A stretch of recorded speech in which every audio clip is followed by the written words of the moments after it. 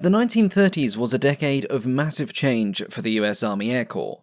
It was a decade that began with the aftershocks of the Great Depression hampering development budgets, the rapid progression from the cloth-covered biplane to the sleek all-metal monoplane, and the gradual realization that, like it or not, the United States would probably find itself at war in the early years of the 1940s.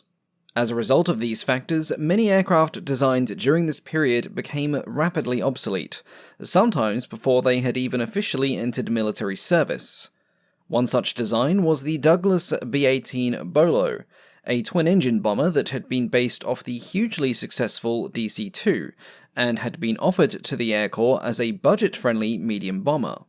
However, within a few short years, its modest performance was rendering it obsolete in the face of newer designs, and Douglas proposed some modifications to bring it up to standard.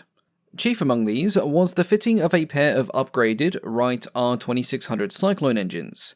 Each of these put out 1600 horsepower, which was a significant jump over the 1000 horsepower models fitted to the B-18A, and this aircraft would have been dubbed as the XB-22. But the calculated performance of this upgraded bomber still fell short of the Air Corps requirements, and the project was abandoned.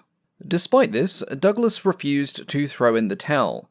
In place of the previous modified B-18, they proposed a major redesign instead.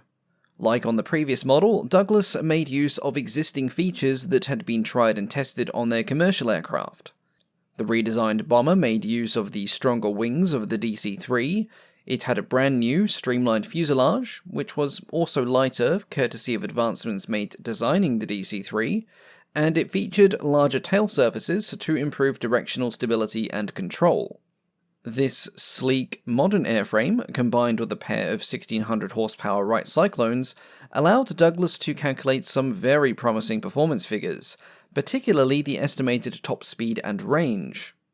As a result of this, the Army Air Corps modified an existing production contract for 38 B-18As, with the aircraft being replaced with the newly designated B-23. This was considered an unusual decision, as although it was virtually a brand new design, the B-23 was ordered without the usual requirement for prototype and service trial models, which, had they been built, would have been designated the XB-23 and YB-23 respectively. The first B-23, which would later receive the official name of Dragon, was completed in July of 1939. Overall, it was slightly larger than the B-18, with a 98-foot, or 28-meter wingspan, compared to the 89-foot 6-inch, or 27.2-meter wingspan of its predecessor. But for roughly the same size, it provided vastly superior performance. It had a top speed of 282 miles an hour, or 454 kilometers an hour, compared to the 216 mile an hour, or 348 kilometers an hour of the B-18. It also had a range of 1,200 nautical miles, or approximately 2,300 kilometers, which represented an increase of over 50% without compromising the bomb load or the quality of the defensive armament. Speaking of defenses, the B-23 came equipped with what was at the time the standard 30 caliber Browning machine guns. One was mounted forward in the glazed turret in the nose. One was on a swing mount that could be fired through beam hatches or a dorsal panel, and a third was fired through a ventral hatch. Additionally, the B-23 featured a first when it came to defenses, and that was a 50 caliber machine gun that was installed in a glazed tail gunner position. This was the first use of a tail gunner position in a frontline bomber for the United States, and it was rapidly introduced across many other bomber designs in the near future. Though there never was a prototype, the first production B-23 still completed the requisite trial flights and service evaluations before the series was officially accepted. After being evaluated by the Material Division at Wright Field, the B-23s entered service in 1940 with the 89th Reconnaissance Squadron in California. A reconnaissance squadron may seem like a bit of a strange assignment for a medium bomber, but the B-23s had also been planned with photo reconnaissance in mind, owing to their good range and stability. In fact, the aircraft had a permanent provision for photographic equipment, with mounting points for cameras being installed on the port side of the fuselage. In service, the crew comprised of a pilot, bomb aimer, navigator, radio operator, camera operator, and a dedicated tail gunner. The bomb aimer would operate the nose gun, and the navigator and radio operator would usually operate the ventral and beam guns. Though they were a substantial improvement over the old B-18, the life of the B-23 as a bombing aircraft was incredibly brief. By the end of 1941, the Army Air Force was rapidly expanding its inventory with newer designs that were eclipsing the B-23 as quickly as it had the B-18. The B-17 Flying Fortress was superior in terms of payload and defensive armament, while the twin-engine B-25 Mitchell and B-26 Marauders were both faster, better armed, and could also carry a heavier payload. Other factors kept the B-23 out of combat service as well. A big one was the complete lack of de-icing equipment on the wings, and considering that if, for instance, it was to be used as a bomber over in Europe, it would have to fly through some pretty chilly weather to get there, and a lack of de-icing equipment made the prospect of ferry flights rather disconcerting. It was this shortcoming that led to the loss of a B-23 that crashed near Loon Lake in Idaho in 1943. The crew of the bomber had attempted to make an emergency landing on the lake, at the time being frozen, but they overshot into the surrounding woods. After performing an impromptu logging operation through 200 feet of dense pines, the bomber came to rest in remarkably good condition, albeit missing its outer wings, the end of the tail, and a bit of the nose. The whole crew actually survived, and it's a story I plan to cover in a video one day, but it was at least a testament to the sturdiness of the airframe, if not its ability to cope with poor weather. Owing to its obsolescence in its intended role, the Army Air Force made the B-23s available for conversions and use in operational programs. Between 12 and 18 of the 38 B-23s built were modified as transports, being redesignated as the UC-67 in 1943.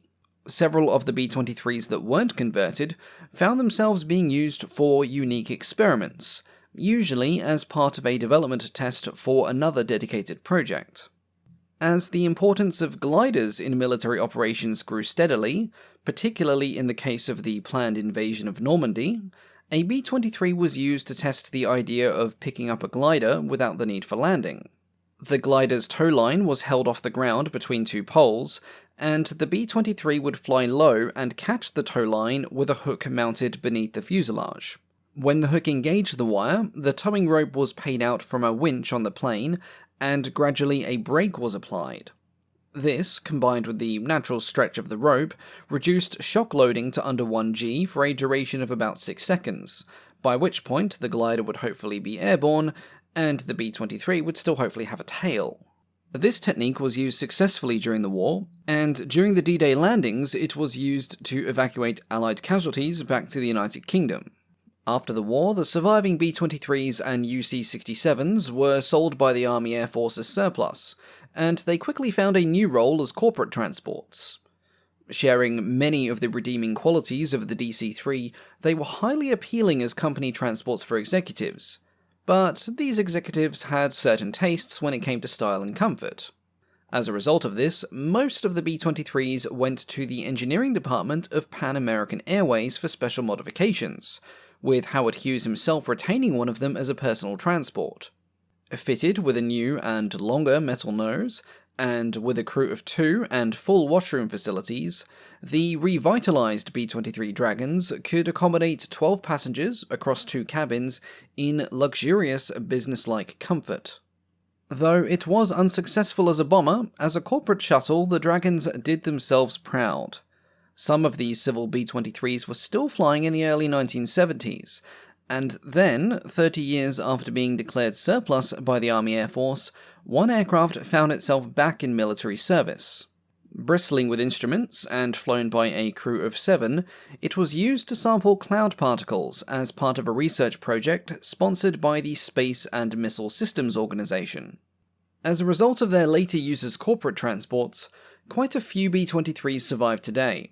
Some are on display at various museums across the United States, along with a single example down in Ecuador as well, and a few examples were restored to an airworthy condition, Only one still seems to be flying though, last seen in the air in 2017, and with a strikingly retro paint scheme.